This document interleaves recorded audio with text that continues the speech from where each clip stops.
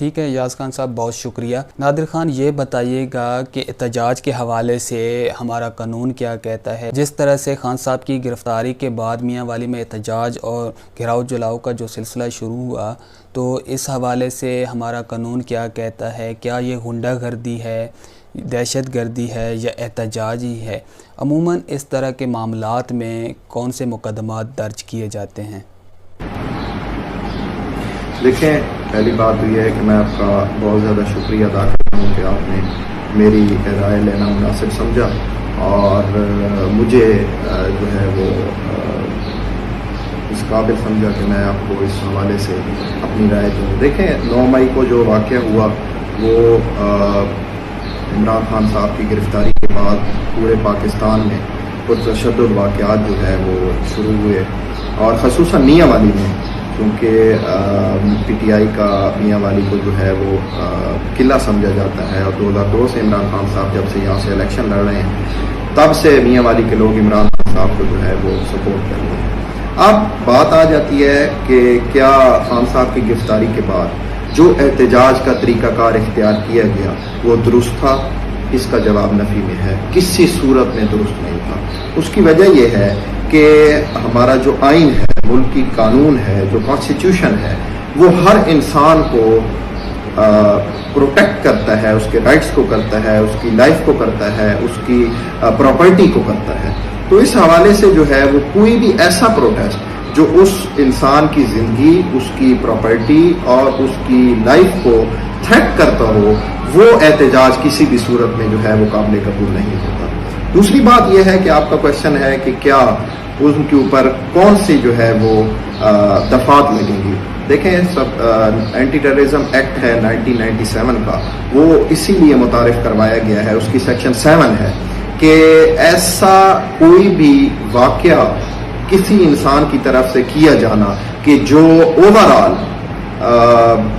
خوف و ہراس معاشرے میں پھیلا دے اور لوگوں کی لائف اور لبرٹی کو تھریٹ کر رہا ہو، تو اسی لیے اس کا بنایا جانا جو ہے وہ اس کا مقصد تھا، اس کے پریمبل میں ہی یہ لکھ دیا گیا ہے۔ اب اس کے ساتھ جو میاں والی میں ہوا، خاص طور پہ جو ہے وہ سیشن کورٹ کی بلڈنگز جو ہیں وہاں پہ وہ جو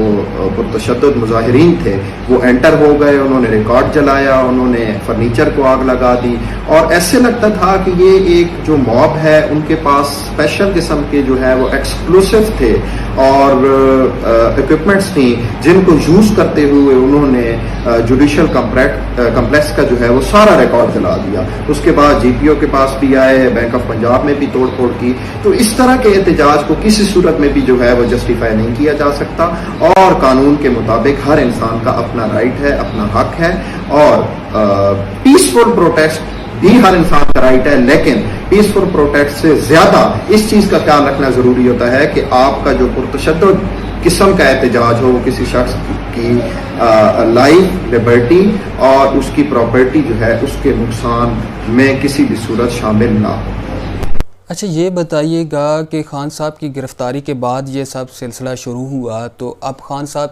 کی ضمانت ہو چکی ہے، تو خان صاحب کی ضمانت کے بعد میاں والی میں بنائے گئے مقدمات پہ بھی کچھ اثرات پڑیں گے۔ اب ان مقدمات کی قانونی کیا حیثیت رہ جاتی ہے؟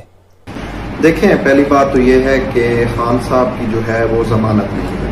خان صاحب کو اسلام آباد ہائی کورٹ کی پریمیسز سے اریسٹ کیا گیا رینجرز کی جانب سے، اور اس کے اگینسٹ جو ہے پی ٹی آئی کے لائرز نے جو ہے اس کو چیلنج کیا بیفور آنریبل چیف جسٹس اسلام آباد ہائی کورٹ اسلام آباد کے پاس، اور انہوں نے جو ہے وہ اپنی جو آرڈر کیا اس میں انہوں نے کہا کہ جو اریسٹ تھی وہ لیگل تھی، کیونکہ نیب میں عمران خان صاحب کے خلاف القاتل ٹرسٹ کیس جو ہے وہ فائل ہوا ہے اور اس کی منظوری دی گئی باقاعدہ طور پہ۔ اس کے اگینسٹ جو ہے وہ پی ٹی آئی کے لائرز نے جو ہے اس آرڈر کو before honourable supreme court of Pakistan جو ہے چیلنج کیا، اور سپریم کورٹ آف پاکستان نے عمران خان صاحب کو پیش ہونے کا کہا اور ایجنسیز کو کہا کہ اس کو پیش کیا جائے، اور ان کو جب پیش کیا گیا تو انہوں نے کہا کہ چونکہ یہ اسلام آباد ہائی کورٹ کی प्रेमिसेस से उनको अरेस्ट किया गया था और वो बेल करवाने के लिए आए हुए थे, इस वजह से उनकी अरेस्ट जो है वो इलीगल है। और एक बंदा जब खुद को कोर्ट के सामने सरेंडर कर रहा है तो उसको किसी भी सूरत में एजेंसीज की जानिब से या इदारों की जानिब से या पुलिस की जानिब से या रेंजर्स की जानिब से अरेस्ट करना वो कानून के मुताबिक नहीं है। अब इसको आप जमानत नहीं कहेंगे, इसको आप एक सुप्रीम कोर्ट का मिसलेनियस ऑर्डर कहेंगे, जिसके बाद उन्होंने ये भी कह दिया कि खान साहब को जो है वो दोबारा इस्लामाबाद हाई कोर्ट में जिस जगह से गिरफ्तार किया गया वहीं पर उनको हम अलाउ करते हैं कि वो जाकर अपनी बेल बिफोर अरेस्ट में जो है वो honourable Islamabad high court Islamabad में पेश हो। अब सेकंड बात, जो अपने सेकंड क्वेश्चन आपका है कि क्या मियां वाली में जो केसेस बनाए गए हैं क्या उनके ऊपर कोई असर होगा। मियां वाली में केसेस बनाए गए हों या जहां पे भी केसेस बनाए गए हों, जब एक FIR रजिस्टर होती है तो उसके बाद कानून के मुताबिक 24 आवर्स के अंदर अंदर अगर कोई अक्यूज जो है वो अरेस्ट हो जाए तो उसको इलाका जुडिशियल मजिस्ट्रेट के पास पेश करना होता है। इसके अंदर एंटी टेररिज्म एक्ट की सेक्शन 7 जो है वो लगाई गई है, तो ये स्पेशल कोर्ट जो है एंटी टेररिज्म कोर्ट का इख्तियार है और वो मियां वाली में नहीं बैठती। वो मियां वाली की जो जुरिस्डिक्शन बनती है वो सरगोदा की है और सरगोदा में ऑनरेबल जज साहब जो है वो इसकी समाअत करेंगी, वहां पे पेश किया जाएगा। अब जो मुल्ज़िमान जो है वो अरेस्ट नहीं होते, वो बेल बिफोर अरेस्ट भी जो है वो भी इसी तरह सरगोदा में बिफोर एंटी टेररिज्म कोर्ट के जज साहब के पास करवाएंगे। बाकी कानून के मुताबिक जो भी प्रोसीजर है उसको इदारों ने देखना है और उसको प्रोसीड करना है, उसका खान साहब की गिरफ्तारी या रिलीज होने के साथ कोई ताल्लुक नहीं है। नादिर खान, ये बताइएगा कि जो मुअज़्ज़ज़ अदालत का तक़द्दुस पमाल किया गया और जो अदालत में मौजूद रिकॉर्ड को जलाया गया, आने वाले दिनों में मियां वाली के बासियों को इस रिकॉर्ड के हवाले से किन मसाइल का सामना करना पड़ सकता है और इस अदालत में कौन सा रिकॉर्ड मौजूद होता है? देखें, कोर्ट जो है उसके जो मुख्तलिफ अदालतें हैं उनके जो रिकॉर्ड रूम है, जो अलमत का रूम होता है, वहाँ पे जो लिटिगेंट्स हैं उनके जो केसेस होते हैं उनकी फाइल्स पड़ी होती है, उनका तमाम रिकॉर्ड पड़ा होता है, जो अपनी अपनी डेट के ऊपर जो है वो ऑनरेबल जज साहब के पास पेश किया जाता है और उसके अकॉर्डिंग प्रोसीड किया जाता है। अब जो सूरत हाल बनी है कि आपका जो दूसरा सवाल है कि मियां वाली के लोगों को कौन सी मुश्किलात जो है वो पेश आएंगी। देखें, मुश्किलात कुछ टाइम के लिए पेश आएंगी क्योंकि रिकॉर्ड जो है, जो फाइल जो है ओरिजिनल फाइल वो जल चुकी हैं और कुछ टाइम के लिए इसको जो है वो रीस्ट्रक्चरिंग में थोड़ा सा वक्त लग जाएगा, लेकिन ओवरऑल इसमें किसी किस्म का कोई जो है वो नुकसान नहीं होगा। दो तरह के केसेस हैं, एक है सिविल नेचर के, एक है क्रिमिनल नेचर के। क्रिमिनल नेचर के जो केसेस हैं उनमें तो जो पुलिस ऑफिस है, जो डीपीओ ऑफिस है, जो थाना है, वहां पे बाकायदा तौर पे रिकॉर्ड मौजूद होता है। जो ज़िम्नियाँ हैं, जो चालान हैं, उनकी एक एक कॉपीज वहां पे भी मौजूद होती हैं। तो बाकी वो वहां से उनको बुलवा के और उसको